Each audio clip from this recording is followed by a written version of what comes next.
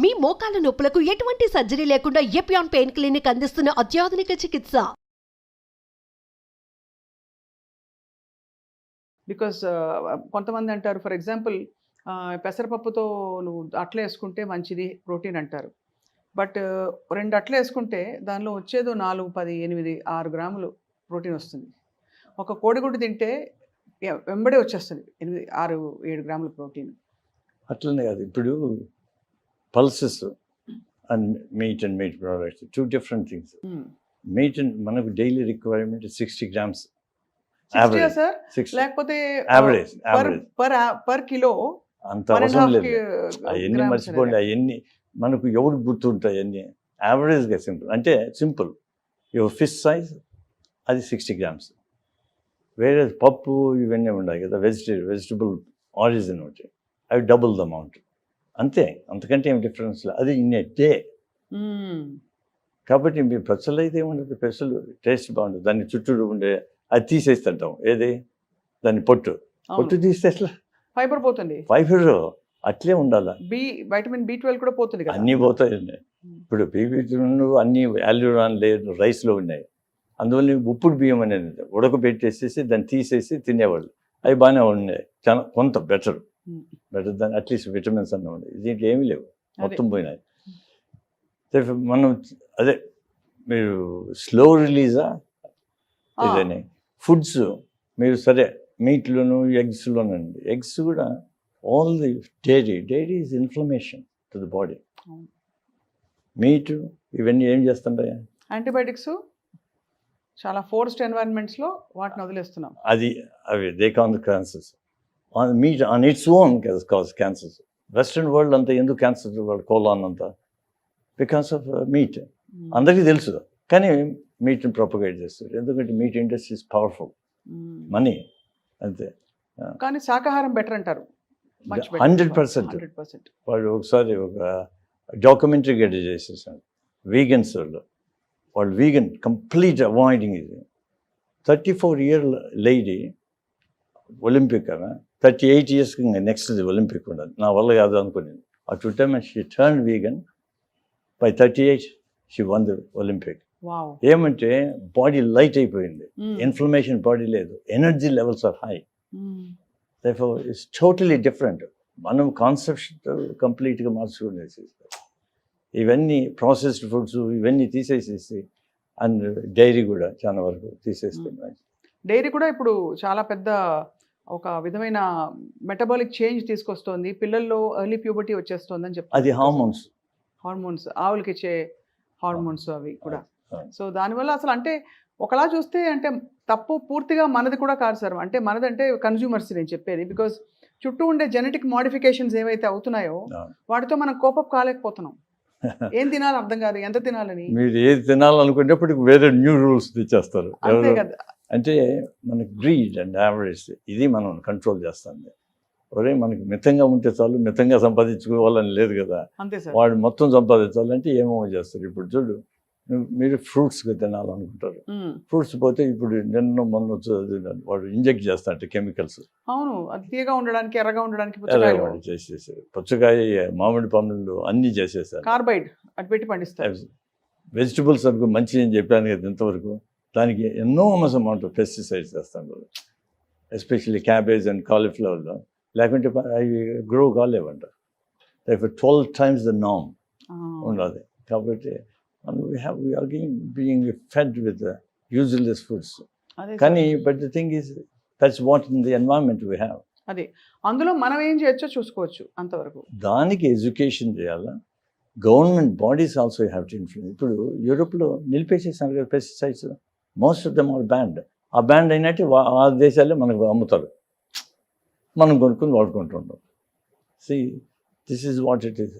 అన్ని వాళ్ళు ప్రతి ఒక్కటి ఇప్పుడు ఈవెన్ ద స్వీట్నర్స్ చెక్ చేశారు. ఎవ్రీ ఫ్యూ ఇయర్స్ ఇది కార్సినోజెనిక్ అని చెప్తూ వచ్చాను. ఇప్పుడు లాస్ట్ 45 yearsలో నేను about 7 or 8 ones that all it's carcinogenic. Saccharin అవన్నీ వచ్చాయి మధ్యలో, అన్ని ఆస్పర్టేమ్ వచ్చింది, అన్ని కార్సినోజెనిక్. ఇప్పుడు స్టీవియా లీఫ్ వాడుతున్నారు. అదేం మనకి తెలియదు, ఏం వేసుకోకపోతే ఏమవుతుంది, అది బెటర్. నోరే కదా, అలవాటు చేసుకుందాం. ఇప్పుడు నేను చిన్నప్పుడు మాకు కాలేజీలోనూ స్కూల్లోనూ అంటే కాఫీ తాగితే ఒక కాఫీలో షుగర్ వేసేది కాదు, షుగర్లో కాఫీ వేసుకుంటాం, అట్లా అంత వేసుకునేది. అదే ఇప్పుడు I don't add any sugar. Over the years నాకేం డయాబెటీస్ ఉన్నది కాదు, అది పోయింది, పోతా వచ్చేసేసింది. దెన్ మిల్క్ తీసేసినాం, మిల్క్ తీసేస్తే ఇప్పుడు బాగుండదు. హెల్త్ No, చాలా బెటర్ అయిందా? No reflux.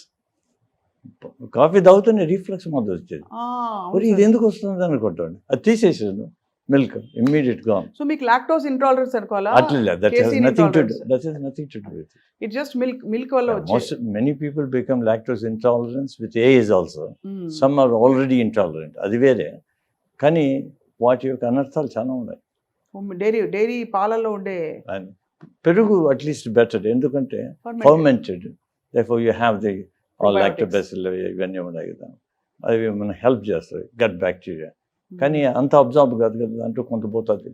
అట్లీస్ట్ అది ఇప్పుడు డైజీన్ అని ఏమేమి వేసుకుంటారు, జలుసులు వేసుకునే బదులు పెరుగు తింటే అది స్మూత్గా పోతుంది.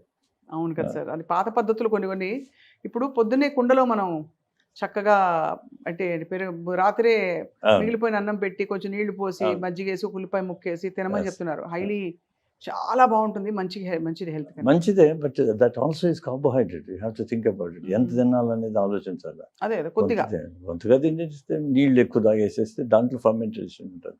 దాని బదులు అదే సేమ్ అన్నం బదులు మీరు మిల్లెట్స్ చేస్తే తాగండి.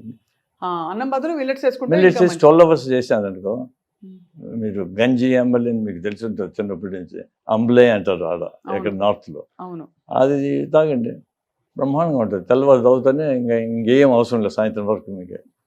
And then you have the మన గుగ్గుళ్ళు అంటాం చూడండి, అంత pulses with all the things germinating అంటే స్ప్రౌట్స్ బాయిల్ చేసుకుని తినేసేసి సరిపోతుంది. You need only 2 things. ఇలాంటివి ఇలా ఆలోచించడం మొదలు పెట్టాలి యాక్చువల్లీ సార్, అదే మెయిన్. అదే మనం ఆలోచించాలి. మనము ఇప్పుడు మనం లైఫ్ స్టైల్ ఏమి ఉండాలా, ఎట్లుండాలా, ఫిలాసఫీ మనం థింక్ చేయాలి. ఎందుకు బతుకుతున్నామని ఆలోచించాలి, బతుకున్నప్పుడు ఏం చేయాలనేది ఆలోచించాలి. మనం ఆలోచించేదానికి వ్యవధి లేదు. ఏది పరిగెత్తేస్తున్నాం, మిగతావాడు పరిగెత్తానంటే మనం పరిగెత్తాను అంటే గొర్రెదాటు నిలిచి ఎందుకు పరిగెత్తున్నామో నేను ఆలోచించలేదు. మన హెల్త్ బాగుండాలి, ఆరోగ్యమే మహాభాగ్యం, అంతే కదా. మర్చిపోయినారు. అది ఉంటే ఇంకేమి ఉండదు. వీడు బతికినంతవరకు కష్టపడి అంతా చేసేస్తాడు, ఆఖరికి ఏమవుతుంది, జబ్బులు వచ్చేస్తాయి. జబ్బులు వచ్చినప్పుడు ఏం చేస్తాడు, హాస్పిటల్ పోతాడు. వీడు సంపాదించిందంత జబ్బులు దానికి పెడతాడు, కానీ ఈ నెవర్ ఎంజాయ్డ్ ఇట్. ఇది అదే తెలుగులో సామెత ఉంది కదా, పాసి పండోడు సంపాదిస్తే బంగారు పండోడు తినేసిపోయినాడు. రేపు హాస్పిటల్స్ బంగారు పండోళ్ళు, మనం పాసి పండోళ్ళు. Very true sir. డాక్టర్ దగ్గరికి ఎప్పుడు వెళ్ళకూడదు అనుకోవడం ఉత్తమం. అబ్సల్యూట్లీ. అదే అందువల్లే కదా ఇంతకుముందు and Apple day keep the doctor oven. చాలా వరకు ట్రూత్ అది అంత. ఎందుకంటే ఫైబర్ అన్నీ ఉండాలి. ఆ మాదిరి ఫ్రూట్స్ అన్ని తింటాం, వెజిటబుల్స్ తింటామంటే మనం కీప్స్ ది డాక్టర్ అవే. అవి చేయము కదా మనం. అదే సార్. ఇప్పుడు ఒక కాంట్రవర్షియల్ క్వశ్చన్. ఇప్పుడు వెయిట్ లాస్ టెక్నిక్స్, ప్రొసీజర్స్ ఎన్నెన్నో వచ్చేసాయి, ఇంక్లూడింగ్ మొన్నటి వరకు రైబల్సెస్ వచ్చింది. ఇప్పుడు మౌంజారో ఇంజెక్షన్ ఇస్తున్నారు తగ్గడానికి. అది ఎఫెక్టివ్గా ఉందని చాలామంది చెప్తున్నారు. బట్ ప్యాంక్రియాటైటిస్ వస్తుంది, ఇన్ఫ్లమేషన్ వస్తుంది అంటున్నారు. As a seasoned surgeon and clinician మీరేమంటారు సార్? ఇప్పుడు ఒక 5 ఏళ్ళుగా ఉపయోగిస్తూ వచ్చాను. ఏది మౌంజారో కాదు, ఫస్ట్ ఒజెంపిక్ అండ్ వెగోవి అని 2 ఉన్నాయి. అంటే సెలెక్టివ్గా పేషెంట్స్ ఉపయోగించుకొని సూపర్వైజ్డ్ మెడికేషన్ ఇస్తే బాగానే ఉన్నది. వీళ్ళు సడన్గా మేము ఒకటేసారి తగ్గిపోవాలనేది ఇంక్రీజ్ డోస్ ఏమవుతుంది, before the body get used you are giving higher dose. Ozempic is semaglutide, అది GLP-1 అని బ్రెయిన్లో ఉండే రిసెప్టార్ చేస్తుంది. మేము ఆపరేషన్ చేసినా కూడా అదే వాటిని GLP వాటిని ముందు పనిచేసే వాటికి ఈ హార్మోన్స్ పనిచేస్తున్నాయి. దాన్ని బట్టి సర్జరీని బట్టి ఇవి కనుక్కొని వీళ్ళు తయారు చేశాను. అట్లా వచ్చింది సర్జరీ వలన యాజ్ ఎ స్పిన్ ఆఫ్.